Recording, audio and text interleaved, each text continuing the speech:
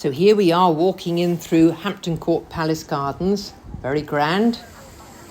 And this is America's Wild landscape garden with its waterfalls and rocks and prairies. And a great big plasma screen as its borrowed landscape.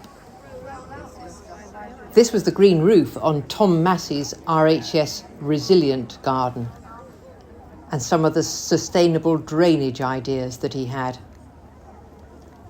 The whole garden was really a masterpiece.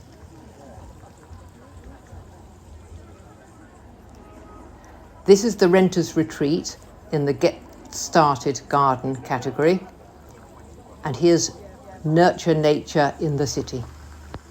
And lovely Carol Klein's beautiful planting in her glebe cottage garden. Oh, a little cloudburst, but into the floral marquee. So many great stands in there.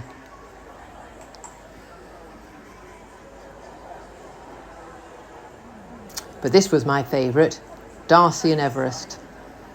And you could buy some great little plants there too.